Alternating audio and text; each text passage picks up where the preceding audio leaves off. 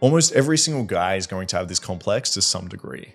The unfortunate part is it's going to lead to women playing you for a fool. While you're being manipulated into thinking in terms of the Madonna Hall complex, it's going to lead to less attraction, less sex.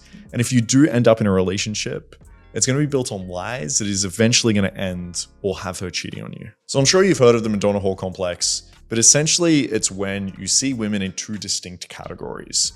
So one idea is the Madonna. So this is the good girl, it's pure and innocent. And at the other end of the spectrum, you have the other idea, which is the whore. So this is the bad girl that is promiscuous and seductive. In this video, I'm going to explain to you how this is ruining your view of women and show you how to actually change and adapt that so you can have better relationship dynamics. So what's the problem? Well, technically there's nothing wrong with the idea of just splitting up with women. So there's nothing wrong with the idea of seeing some girls as good and some girls as bad, or breaking them up into these are the types of girls that I want to see like casually short term, or these are the types of girls that I'd want to develop a relationship and have something more with. It becomes a problem depending on how you split these categories up. So if you do it with the idea that any girl that is sexual or a little bit sexually open or has like sexual fantasies, and you put them in the bad category, you can only have casual sex with them and you see nothing with them, then this is where you run into problems because that's not actually true. And I'm going to go into that into a second. But we can imagine if we had a similar heuristic that was also false. If you just believed all short girls were bad and you couldn't have relationships with them, that would also ruin your chances in dating. Just in a similar way, if you had a false heuristic and you thought women didn't shit, okay? So you lived at this fantasy world where women never went to the toilet, okay? It never happened. And if they did, they're bad girls and I wouldn't want to date them. It would ruin your chances in dating. Every girl would feel shamed, they'd have to lie to you, they'd have to be someone they're not, they wouldn't be able to be open with you. Now, it's a bit of a shitty example, but hopefully that makes sense. If we're going to divide women up, we have to do it based on truth. We have to do it based on proper predictive values where we can say, if you show these behaviors, I know it's going to put you in a category that I don't want in a relationship, or it will put you in a category where I just want casual sex with. So just like with any limiting belief, there are 3 steps that we need to go through. We need to identify it, we need to challenge it, and then we need to change it. So we're going to work through that. So the first thing we have to do is identify it. So where does this idea come from? Now, it was first identified by Freud. He believed that we saw our partners and our mothers similarly. So because we really cared and respected and devoted towards our mother, then it was really hard for us to see our girl or our partner in a sexual sense. So he actually had a quote here. He said, "Where such men love, they have no desire. And where they desire, they cannot love." But Freud also believed that little boys kind of wanted to fuck their mom. So we can take what he says with a little bit of a grain of salt here. Now, the next theory is by the feminists, okay? They just believe that we're trying to push women down, that as soon as they get sexual authority, we're trying to repress them and shame them and whatever. But I think the more likely scenario is that this probably developed from an evolutionary sense. Men didn't want women fucking around a lot because they weren't able to be sure if they were going to carry their offspring. So they probably favored more purity in those dynamics. Now that probably got built up over time. It's propagated through religion. It's in our culture now. It's in media. And it probably is somewhat of a social construct at this point. But our next step is actually to challenge this. So the first thing is this actually true? So as I alluded to before, it's not, obviously. If you were to take every single girl that had a sexual fantasy, had casual sex or enjoyed sex and said they were bad, that would be every single girl.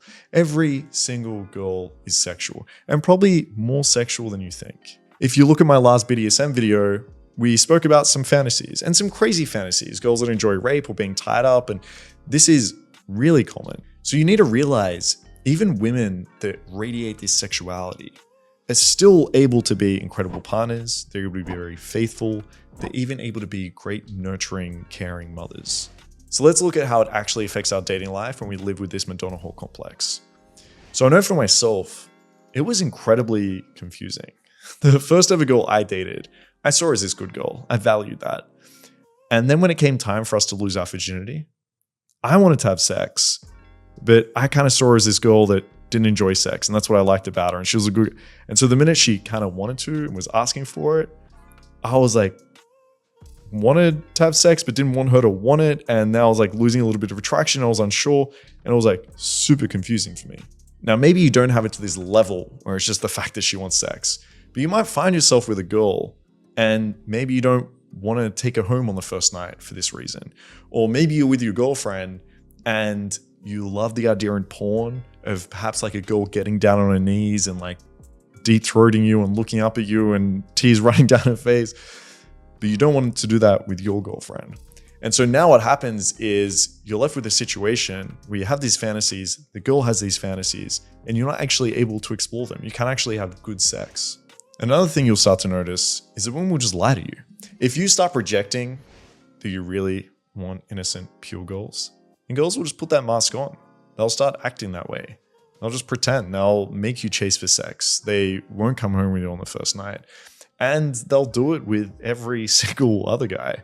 But because that's what you are projecting, what you want, it's just how they'll act. And so again, this relationship is just built off lies. Pedestaling. I see this in some of my students. You put girls up on these pedestals. She's a good girl. She's amazing. She's really pure and innocent. You haven't even got to know her yet.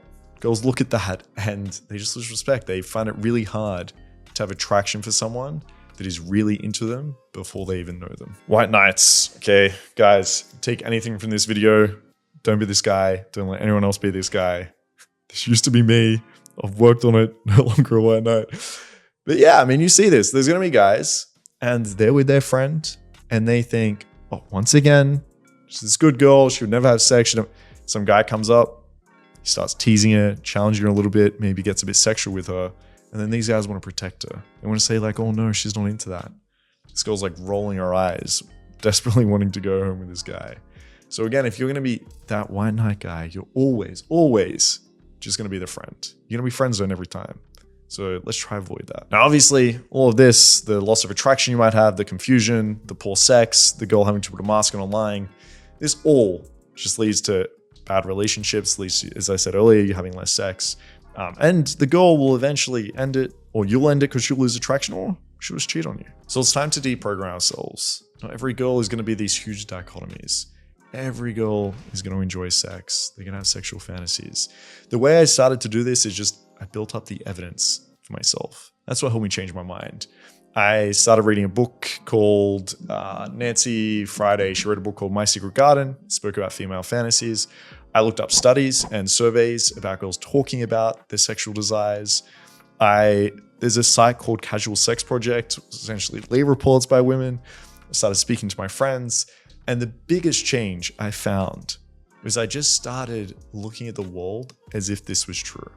Every girl is just as sexual as us. They love sex just as much as us. I stopped shaming women. I started being more open. Something incredible happened. Girls started acting differently. They started opening up to me. And they were more sexual. They came home with me more. I had way more attraction. Girls basically started saying, I feel like I can just be myself around you. And this is true for even the most good girls, right? I had a Tinder date with this 28-year-old virgin. And she said every single guy, again, as soon as they find out she's a virgin, they treat her like a virgin, act all. This girl was wild, okay? She wrote erotica. She was very submissive. She had these fantasies. We had incredible sex, considering she was a virgin. Considering I was a virgin, it was really fucking amazing. And she was like that with me, not anyone else, right? This is what you guys would consider virgin good girl, or those with the Madonna whore complex. So this is all you have to do. Build that evidence, start treating the world a little bit differently, and you're going to start seeing the results of that. Now, if you need help building this evidence, or you want to start understanding your sticking points and get better in your dating life, then just book a free call with me. I've got some times next week coming up.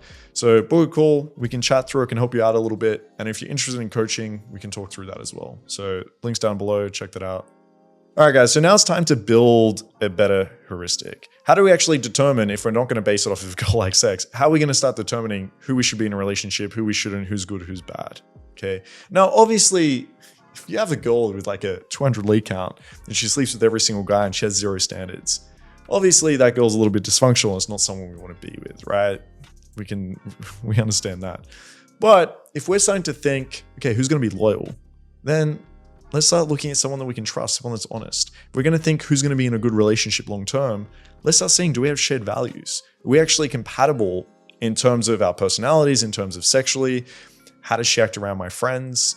And also, how does this go over time? What happens when something bad happens? What happens when there's conflict? Does she resolve this well? Is she emotionally stable? Does she go crazy and is erratic?